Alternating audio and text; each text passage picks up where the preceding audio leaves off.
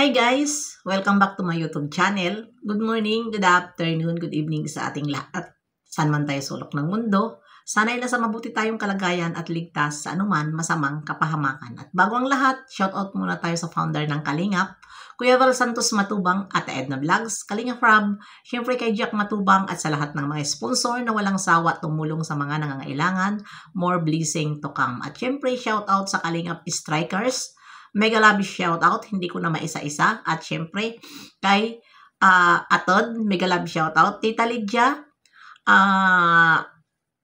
Langga Hayats, Mix Vlog, mega love shoutout. Sis Pixelexi, at Maria Ligaspi Vlog, Cel TV PH, at syempre, si Melba Born, and Tintin, Charma, and Twenbel. Mega love shoutout sa inyong lahat. Ayan po ang ating mga kaibigan na atin ngayon nabasa dito sa ating upload. At ayan na nga guys, ano ang ating naka-thumbnail niyan? Andyan ang dalawang mag-sweetheart. Diba?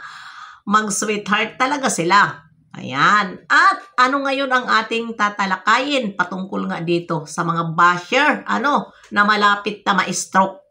At saan ito na mga basher?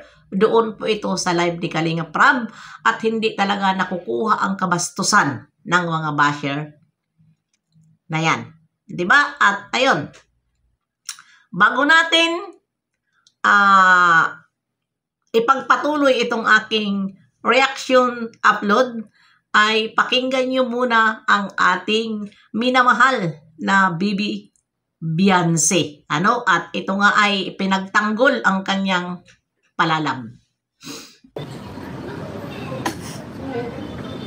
Magsusupport kami sa supporters mo at ng EDSI. Huwag ka daw sumuko. EDSI forever. Ha? Walang forever. Ano kung ano? Ang basher. Good cup, bad cup tayo. Ikaw mabuti, ako yung masama.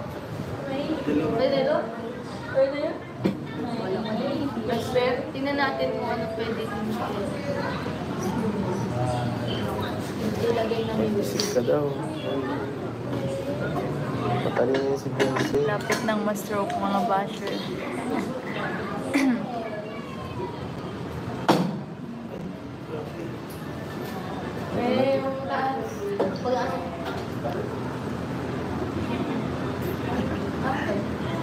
Yan lang. Ano ba yung silong hair?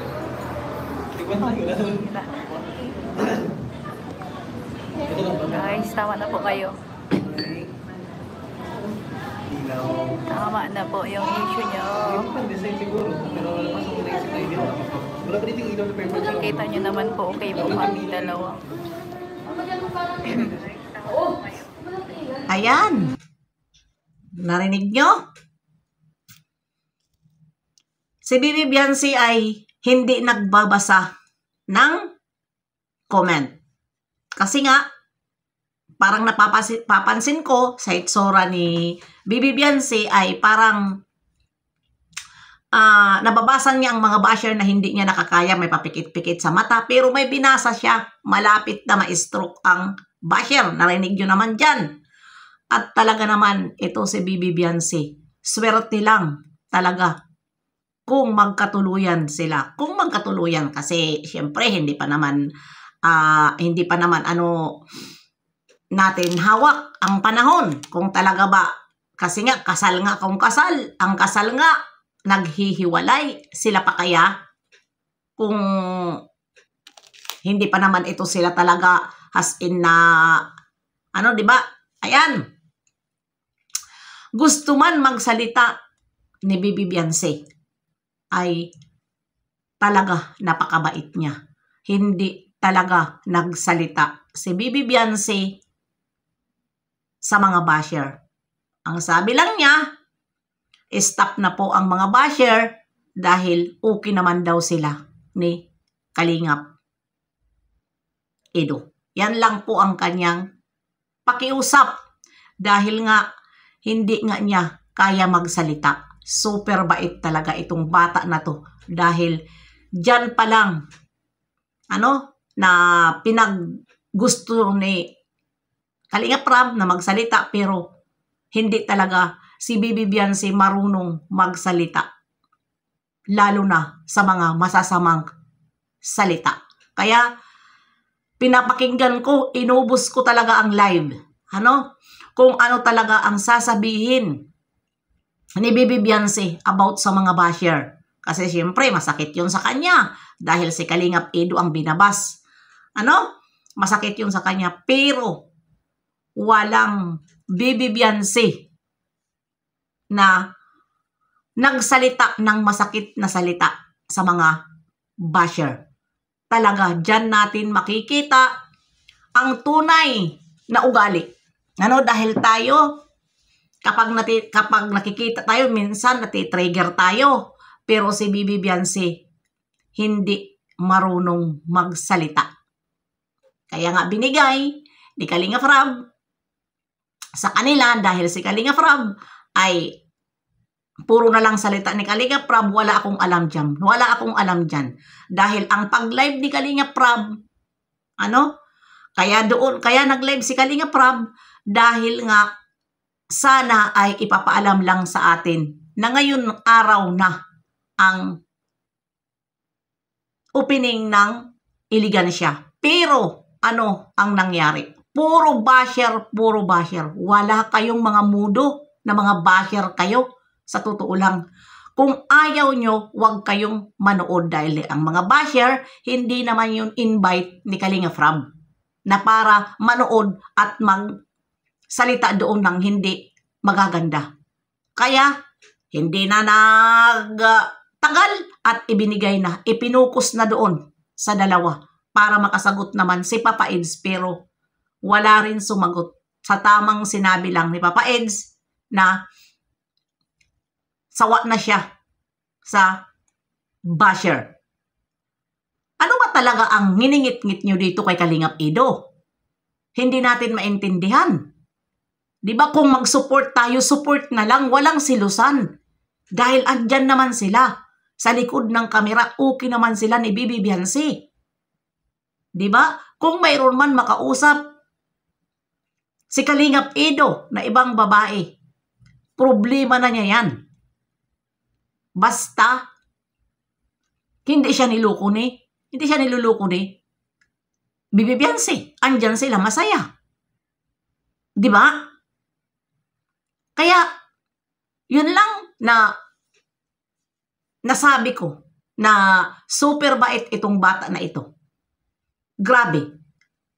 Grabe ang basher, pero hindi nagsalita si Bibi Biancy. Hindi siya bata na madaldal. Kaya, ito talaga si Bibi Biancy ay sa ugali pa lang ay mapakumbaba ito. Swerte lang sa taong makatuluyan niya. Dahil diyan sa harap ng kamera, hindi natin nakitaan na siya ay nagbitiw man lang, hindi pa marunong kung ano ang sasabihin niya. Diba? Yan ang sabi niya. Ano ang sasabihin ko? Diba? Kahit nga pag mamaya na, iligan siya kung ano ang sasabihin niya, tinuruan pa ni Kalingap Rab. Kasi nga, hindi siya sanay na magsalita.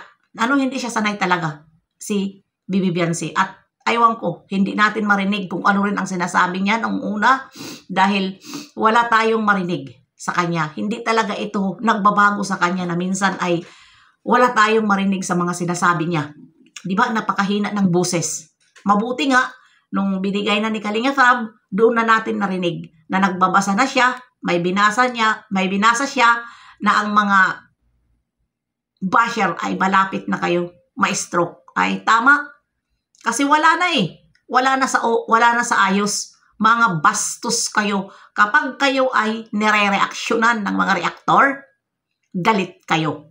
Kasi nga, ang sabi nyo, pinapatulan kayo ng mga reaktor. Oy! Mga ano kayo?